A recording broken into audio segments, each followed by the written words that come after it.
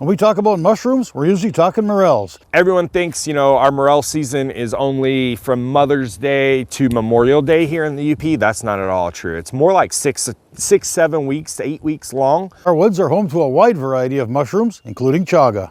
Chaga Inonotus obliquus, it's actually a heartwood rot. Oftentimes it occurs where there's been an injury. 9 million acres of forest, 1,700 miles of continuous shoreline, 4,300 lakes, 12,000 miles of streams, more than 300 waterfalls, 15 counties, 2 time zones, and 1 area code. Welcome to the Upper Peninsula. Welcome to 906 Outdoors.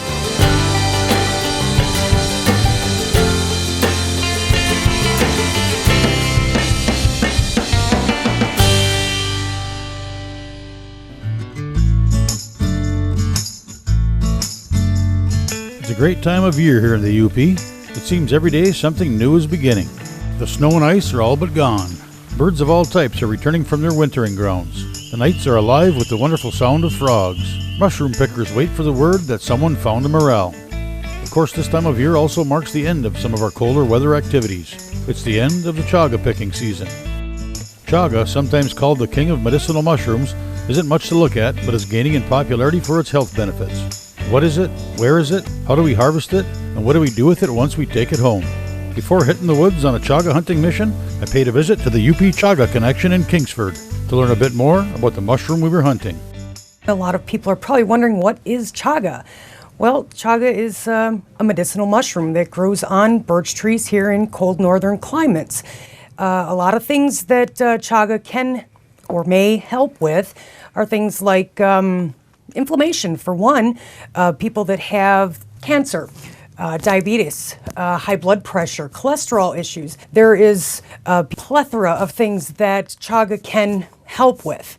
We actually have people who harvest mushrooms, chaga mushrooms for us, and other mushrooms, certified and state inspected. We sell tinctures, creams, body butters, we make teas, lip balms, shampoo. We make everything all natural, 100% all natural products. We make it right here. We have a certified licensed state kitchen. We try to make it into something as pure as what Mother Nature has given us. Anything that we can come up with that utilizes every bit of that chaga so it's not going to waste. We also educate people. We educate people on harvesting. Harvesting is done during the winter time only. Don't over-harvest. If you're going to use it, use it. If you're not, don't go pick it. If you're going to pick something small, for instance, the size of this is maybe good for personal use, but it doesn't have a lot of medicinal use. It does have good properties, but when we talk about harvesting, we talk about harvesting a lot bigger pieces. These pieces are probably 30 to 50 years old on an average. They are producing very high quality medicinal product. It's time to hit the woods in search of medicinal mushrooms. I joined up with mushroom hunter Matt Williams, owner of the Shiitake Creek Mushroom Company, for a chaga hunt. So what is chaga, what isn't? First you got to start with the tree. Chaga only grows on birch, period, all right? Not all white trees are birch. This is an aspen tree. And as you can see, it has some dark wounds, which are similar to a chaga in appearance, especially from a distance. Especially when you look at this one, it's got a little bit of an orange tinge in there. Chaga doesn't grow on aspen. However, morels like aspen a lot. So if you have an aspen grove, which is kind of what's going on here, there's mixed popple, birch, etc. here. There's always a chance that there could be something great coming off of this tree around the bottom of it, or maybe some oysters or something later, but definitely not chaga on this guy.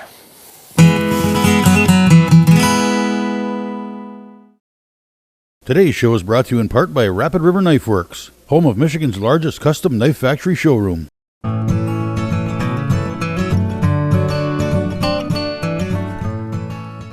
Paper birch, beautiful tree, and as you can see, we have chaga. This one hasn't been harvested off of it yet. This is Chaga Inonotus obliquus. It's actually a heartwood rot, so it usually comes from within the tree outward, bursting through but oftentimes it occurs where there's been an injury or a limb in particular is broken off or a woodpecker's drilled into it or whatever it may be. This is way too small to harvest in my opinion. You know, there's so much bigger, better chaga out there. This one I actually took, say 3-4 years ago. And it was pretty big, but as you can see, the way I harvested it with the saw, it's not only coming back in this place where it was, but it's spreading, and that's perfect.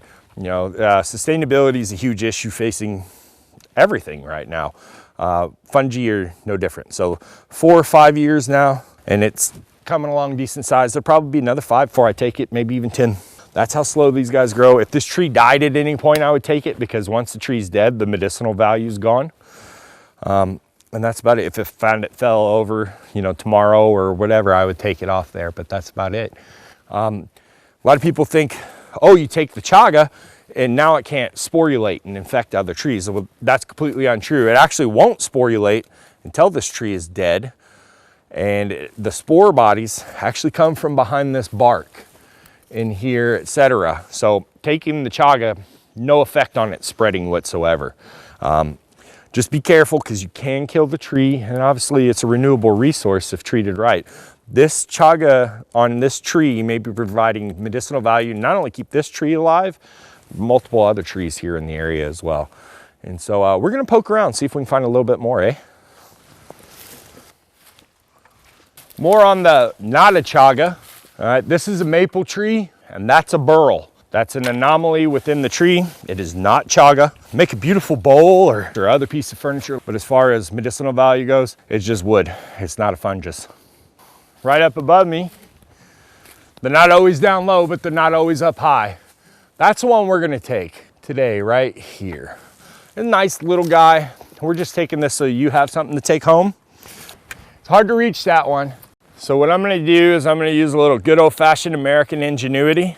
Flip saw, walking stick, duct tape. Sharp flip saw. I sprayed it down with alcohol. I don't want to go spreading diseases from tree to tree. You don't cut in a tree, it's not an issue, but not everybody's perfect.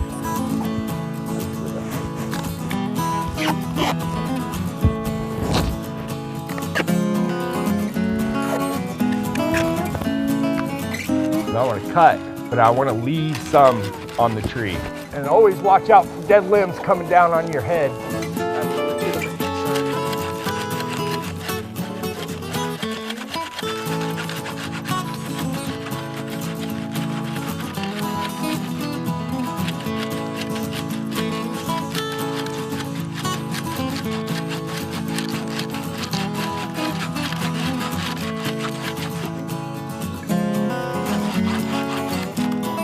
You can see I didn't get into the tree. I left a nice chunk here. It's gonna come back.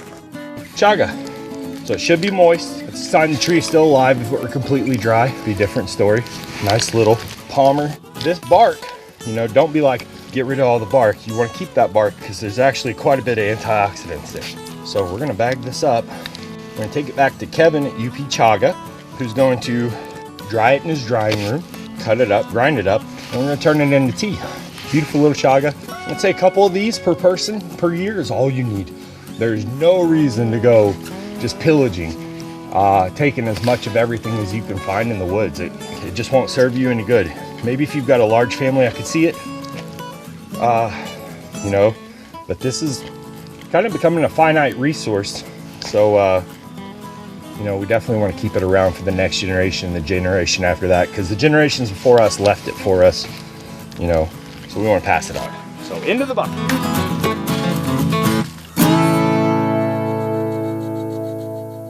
When we get down this kind of like fir, birch, ash, aspen type lowland, swampy lands, there's very high moisture in here, as evidenced by all this moss going on, and dense shade. And this is kind of like a good mushroom habitat, let's just say that.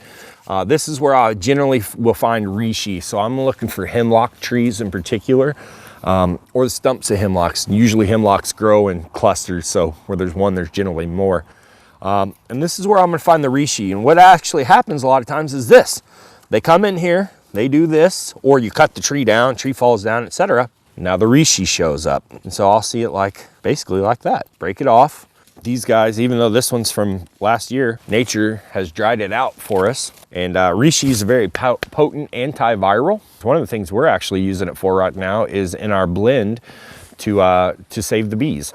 So we have a blend that we call the mushroom juice that we're working on, and we actually feed that out to bees. Bees like us have an immune system identical to ours for the most part. And so what helps us helps them. And they will actually visit sites like this as the year wanes on and the sap oozes out to kind of heal that wound. And they'll take that sap or that propolis and go back and patch up their hives and things like that. And there's some antiviral properties that are associated with that too. Especially if there's a reishi growing on here, there'll be reishi mycelium, and you'll actually see bees suck on that mycelium to get the antiviral properties out of it. It's kind of a neat thing.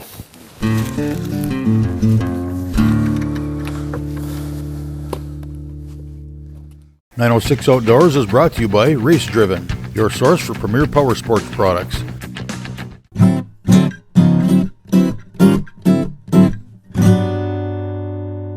Our mushrooms went directly from the woods to the grinder as we headed back to UP Chaga to turn our harvest into something usable.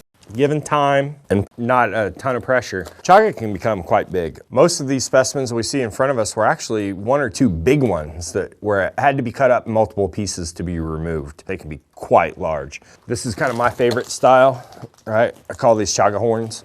They can be any shape, any size, way up high on the tree, way down low, little ones, big ones, some as big as your head. The longer you let them grow and manage them, the bigger they're gonna get, up until the point the tree dies, obviously, and then they're no good anymore.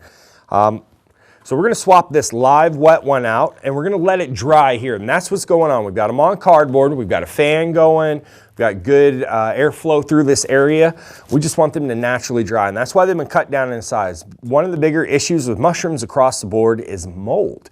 Molds eat the mushroom just like we do, and a lot of times when people get sick from mushrooms, it's more often than not the mold that actually made them sick. So we're gonna get this guy with the cut wet surface right here. You can see the darker color of the moisture up into the air, get him in front of that airflow. And we're gonna swap him out for one similar size. I'm gonna take this guy. Nice little guy, lots of bark. If you have a bandsaw and you can cut it up into smaller pieces, that helps.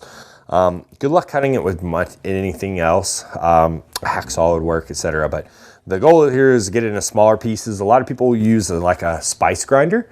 It will kill them, and I have killed grinders doing that with these hard mushrooms. So this guy's a nice industrial model. In we go. Put this clamping lid on here.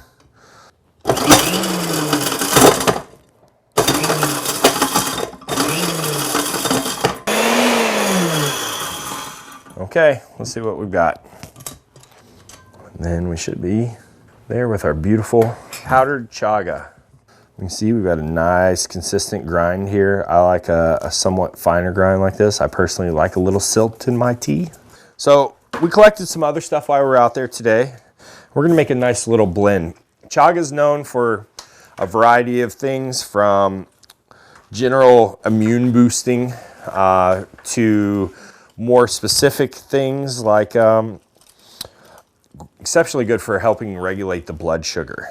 We're gonna get some turkey tail in there. And like I said, we're just gonna make a nice little blend. And a little bit more turkey tail won't hurt anything. And we've got our reishi in there as well. This is a member of the reishi family. There are multiple members of the reishi family that are found in Michigan, in Wisconsin, up to 4. And we're just gonna use this one, Janoderma tsugae, which is most commonly known as the red reishi, or the varnish shelf, or the hemlock varnish shelf. There are a number of names.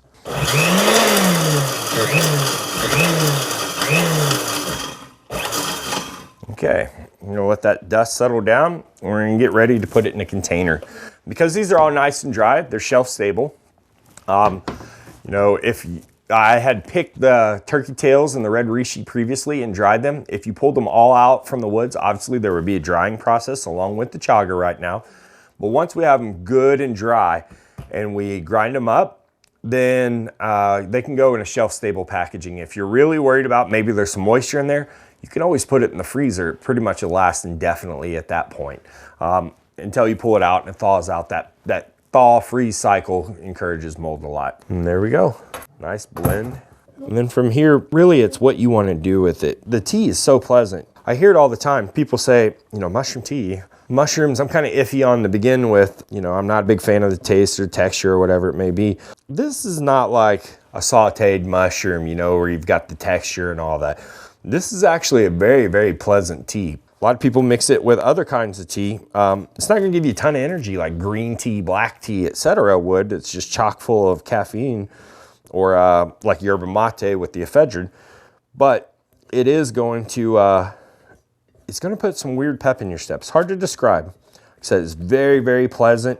A lot of people just are surprised at how delicious it is, especially people who drink tea. So you can see this made a lot more than most people would think. This is why one of the reasons I always tell people, you don't have to take a lot, is because it grinds up to more than you think. Those few little mushrooms filled up an entire quart jar, and whenever I drink a cup of coffee, I'll maybe put about half of a tablespoon into a pot of coffee. And then with my Keurig cup, I put about this much. It's not one of those things where, more is better. It's a dosage thing, So if I'm making like a gallon of sun tea, for example, put about a tablespoon in or so, and I'll probably drink that for 3 days. I just enjoy it, and I know it's good for me. The science is there. If you're skeptical about medicinal power of mushrooms, go online. Be your own critic, but do it objectively. Go see what the University of Washington, University of Mississippi, Harvard, Yale, Johns Hopkins, NYU, etc. Look at what these universities have to say. There are vetted DOD press reports that one of the mushrooms we collected today from a birch tree is cousin to the known cure for smallpox, the only known cure, and it's a trademarked, registered thing. You go online and look it up. So I welcome you to get on Google and see for yourself. In the meantime, really, what's the worst that could happen? You feel a little bit better and you drink some delicious tea. So going out to the Youper Stop, or God's grocery store, as we like to call it, and see if you can find some medicinals for yourself and your family this year. The season for chaga is when 3/4 of the leaves on the deciduous hardwoods like oaks, etc., have turned color in the fall. That means that the trees have entered their dormant cycle. At this point, taking the chaga does not really harm the tree if you nick it. Obviously, you don't want to nick it because you want to keep the highest probability of that chaga coming back year after year. The chaga season generally concludes when the trees begin to swell the buds in the springtime, and they have broken dormancy. So 1 to 2 weeks before that, which we're right at the end of the period right now of dormancy. So as we begin to see the softer hardwoods like aspen or some of the underbrush begin to grow, right, that generally signifies that dormancy has been broken. Maple syrup, guys, know all about this because it's called bud swell and bud swell taint. It taints the maple syrup. So you have to be very conscious of the trees beginning to grow, at which point the sugar takes on a foul or displeasing taste. Some people say, other people say it doesn't. Birch trees generally begin their sap run at the end of the maple run. The same thing, the tree is broken dormancy, now it's sending up sugars up into the tree. That's when the birch season for birch sap making begins. So if you do have a birch stand and you make lots of birch sap, basically when the sap season starts, the chaga season is over, or the end of maple syrup season, or right about the end of maple syrup season. As the season to harvest chaga comes to its close, we look ahead in anticipation of the season of the morel. So it's early spring here in the Northwoods in the UP. We're in northeastern Wisconsin, just over the border today, in the town of Aurora, where my business, Shiitake Creek, is located. And as you guys can see, there's still quite a bit of snow in the woods. This area faces south, so it melted fast, but as soon as we dip in here, I expect to see quite a bit of snow and ice still. And everybody's kind of stir crazy right now from being in the cabin all winter, etc. And this is a great time of year to get out in the woods. If you're a deer hunter or a turkey hunter, you don't just go in during season and hope that something happens. You've got to spend the time scouting. So everyone thinks, our morel season is only from Mother's Day to Memorial Day here in the UP. That's not at all true. It's more like 7 weeks to 8 weeks long, and it starts in a progression, and it goes with different species. The first ones to show up are the true black morel, or Morchella angusticeps. Unlike the yellow morel, the black morel is spread out. You may find one every 50 feet, every 200 feet, whatever it may be. So you really have to work for them. You do have the advantage of not having a ton of underbrush blocking your view. And so when I'm looking for these, I'm looking for big, old popple trees. The more the better. And then when I look at the ground, I'm looking for specific features that hold moisture in the ground or warm up sooner. Like as we can see these rocks right here, the sun hits those rocks and warms them up sooner. That means the ground temperature is warmer. So what I'm kind of doing is I'm looking right along here.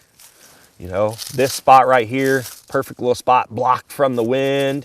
Nice couple rocks here, south facing exposure, etc. South facing hills will warm up first, west facing hills next, and then east, then north. Out away from that, underneath all this insulative leaves and other forest stuff, it's going to be chillier. However, right up on those rocks, that soil temperature is going to be much higher surrounding it. And so that's an early spot or a microclimate.